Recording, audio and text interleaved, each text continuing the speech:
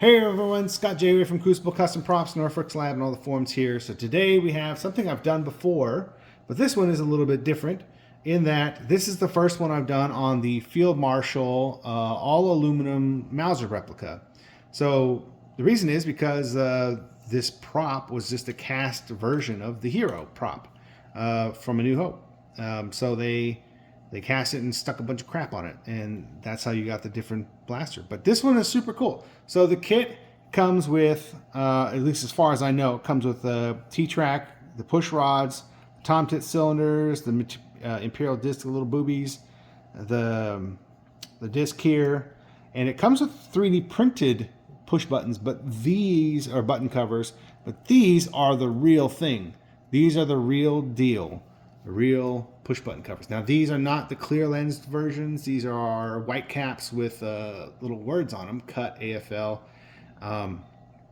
But you can tell that that's what was glued there because of the footprint on the glue from the reference pictures of the original pictures.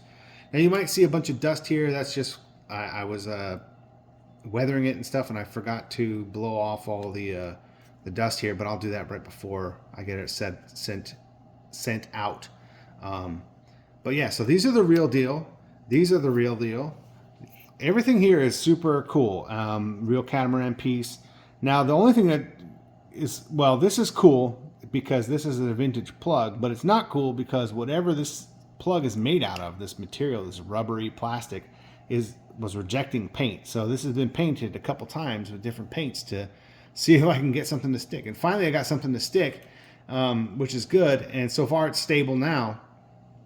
But it was just that and this cord were rejecting paints, and it was just where everything else was cured and hard. It was getting more tacky as the days went on. But for now, it's all good to go. It may over time perform that way again. It's kind of hard to tell with vintage plastics and rubbers what's going to, because sometimes they just leak. They leach chemicals as they age. But it's hard to tell what's going to happen, but it's stable now. Everything seems good to go. But, you know, in the future, that might be the case. We just won't know until we get to see what happens. But yeah, this is super cool. The bolt is glued in place because you have these greeblies that are glued on top of the bolt, and you don't want to try and pull those and bust that off. It would be pointless. But the hammer and the trigger does still work, and I did upgrade the springs there and those. Safety still works. A nice positive safety. So yeah, you can still have fun with it. You can still dork out at home and play with it. And it's got a nice crisp trigger and hammer feel. But you can't pull the bolt back.